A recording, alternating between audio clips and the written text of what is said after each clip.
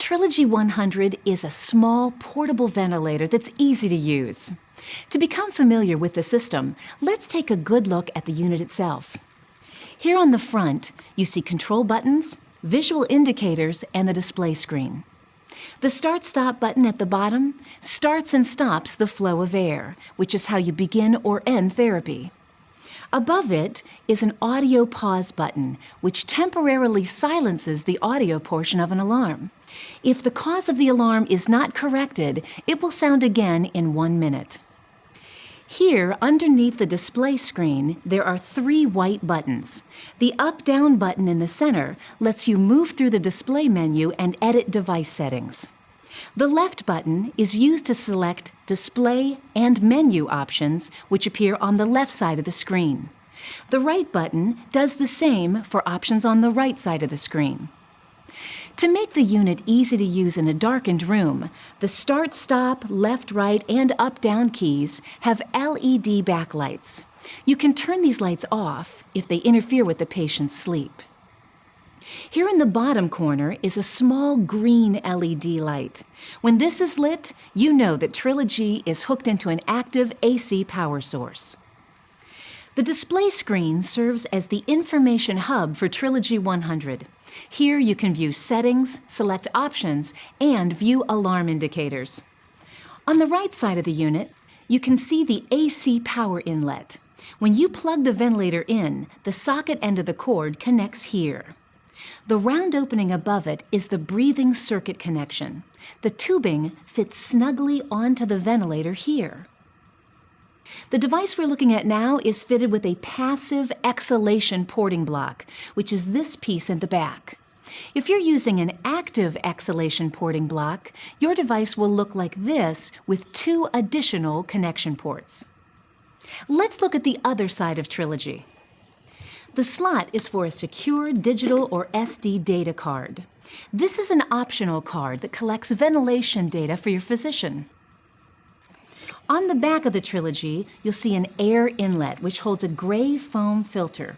The filter, which screens out normal household dust and pollen, is washable and reusable. You must have the filter in place when the device is operating. On the other side of the ventilator is a detachable battery pack slot. A lithium-ion detachable battery pack is used to power the device and attaches here. Looking across the bottom, there are a number of connections and ports. You can secure the power cord using the cord retainer. A serial connector lets your home care provider connect Trilogy 100 to a computer or another Philips Respironics device. If you use an optional remote alarm, you attach it here to the remote alarm connector. Your home care provider may connect a PC to your device and upload information about your therapy using an Ethernet connector when available. An external battery connector lets you hook up an external standalone lead-acid battery to Trilogy 100 using a Trilogy 100 DC battery cable. And finally, an oxygen valve port is available for patients who require supplemental oxygen. Trilogy 100 is easy to set up for home use. Begin by placing it on a hard, non-carpeted level surface. You can also place Trilogy on a stand or set it inside the optional in-use bag. Make sure that the air inlet port on the back of the device is not blocked and that air can flow freely around the unit. If the airflow is restricted, the ventilator may not work properly. Once Trilogy 100 is on a solid surface, you can start the setup by providing power.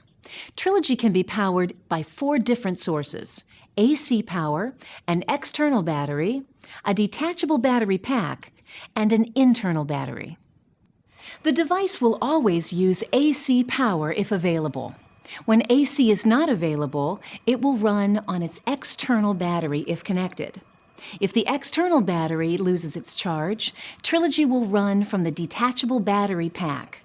When no other power source is available, Trilogy will rely on its internal battery as a last source of power. Immediately seek an alternative power source when the low battery alarm occurs, because loss of therapy is about to occur. A manual resuscitator bag should be available for use just in case there is no power available. To use AC power, plug the socket end of the power cord into the AC power outlet on the right side of the device. Plug the pronged end into a wall outlet.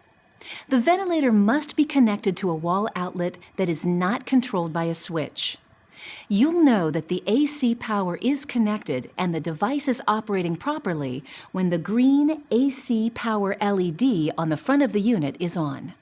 The ventilator can also be powered by an external 12-volt marine-type battery.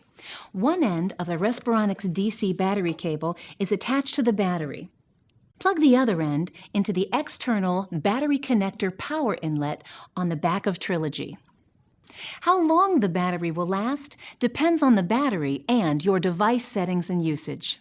Trilogy 100 also features a detachable battery pack. When the device isn't connected to an AC source or an external battery, this will supply the power.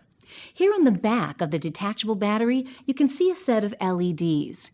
Press the button below to see how much charge is left in the battery. When all the LEDs are lit, the battery is 80 to 100% full.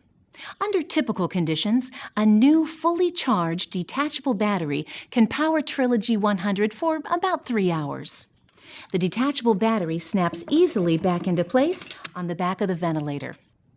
Trilogy 100 also has an internal battery, which can be used as a backup power source for shorter periods, so the ventilator stays on while you switch between external power sources or transport a patient. Under typical conditions, the internal battery can power Trilogy 100 for approximately 3 hours. When Trilogy 100 is connected to AC power, it will automatically recharge both the internal battery and the detachable battery pack. A completely discharged internal and detachable battery will take about 8 hours to recharge. The ventilator is designed to work with either a passive exhalation port or an active exhalation valve. An optional bacteria filter can be used with either type of valve. To set a passive circuit up, connect one end of the flexible tubing to the outlet of the optional bacteria filter. Insert the bacteria filter inlet to the breathing circuit connector on the side of the ventilator. If you aren't using the optional bacteria filter, attach the tubing directly to the breathing circuit connector. Connect the other end of the tubing to a mask with a built-in exhalation port. If connecting to a trach tube or a mask that does not have a built-in exhalation port, connect a Whisper Swivel 2 exhalation port to the end of the tubing. If you're using a passive system, your breathing circuit is complete. If you're using an active system, there are 2 additional lines to connect, and you will have a different exhalation valve. The proximal pressure line attaches to the top connection on the active porting block. The other end of the tubing is attached to the proximal pressure port on the T connector. The exhalation valve control line fits onto the bottom port. The other end is connected to the top of the exhalation valve. The active circuit is now connected. If the physician has prescribed supplemental oxygen, that port is here on the back of the device. Connect the oxygen tubing to an oxygen valve quick connect. Attach the quick connect to the oxygen valve inlet on the back of the ventilator. Make sure you press the oxygen valve quick connect firmly into the inlet. You should hear a click and see the tab at the top of the port pop up. Once Trilogy 100 is set up, you're ready to turn it on and interact with the screens. Innovation and you. Philips Respironics.